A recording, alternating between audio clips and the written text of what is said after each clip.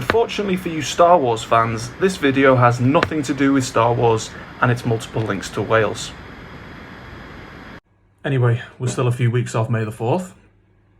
In the last video, I discussed two words that could make our Cymraeg sound a little bit more fluent.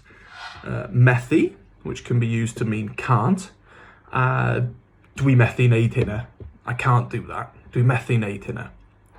And heb, which can be used to mean one hasn't done something. Dwi heb neud hynna. I haven't done that. Dwi heb neud hynna. As soon as I finished that video, I immediately remembered one more word that changed the way I use my Welsh. It pushed me even closer to fluency, and it helped me understand even more people. That word is GORFOD. The dictionary tells us that gorfodi is the verb to force, hence the video's title, and gorfodaeth is an enforcement. Mae Llywodraeth Cymru yn gorfodi ni I aros mewn.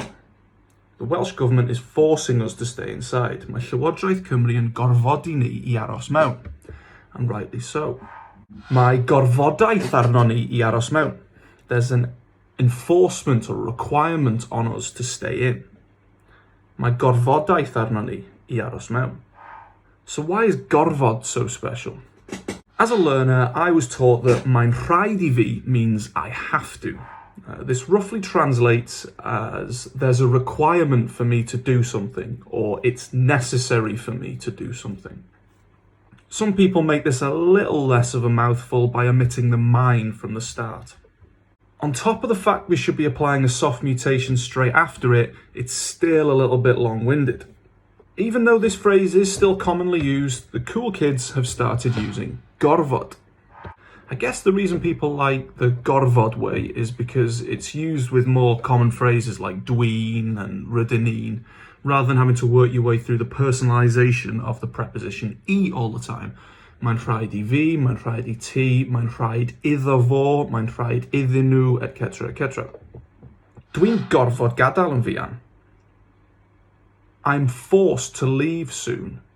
I have to leave soon. Dwi'n gorfod gadael yn fuan. Maen nhw'n gorfod dysgu Cymraeg. They have to learn Welsh. Maen nhw'n gorfod dysgu Cymraeg. Wyt ti'n gorfod deud hynna? Do you have to say that? Wyt ti'n gorfod deud hynna? O'n i'n gorfod gweithio neithiwr.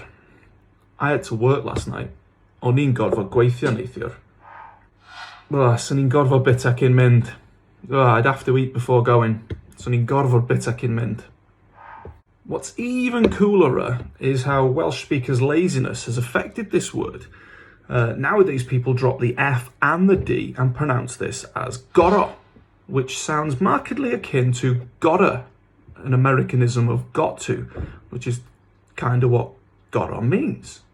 Dwi'n gor'o mynd. I've gotta go. Dwi'n gor'o mynd. Mae hi'n gor'o siarad rwan.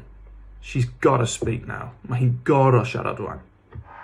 Dwi ddim yn gor'o neud o. I don't have to do it. Dwi ddim yn gor'o neud o. Dych chi gor'o trio. You've gotta try. Dych chi'n gor'o trio. Sych chi'n gor'o paratoi? Would you have to prepare? Sych chi'n gor'o paratoi? Awesome, man. Rwan ta, be dych chi'n gor'o neud ydi ymarfer. Practisio ymarfer. Just use it.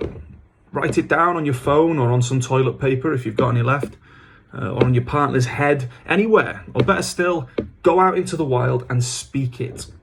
Dwi'n gor'o prynu mwy o bapur toilet. I've got to buy more bog roll.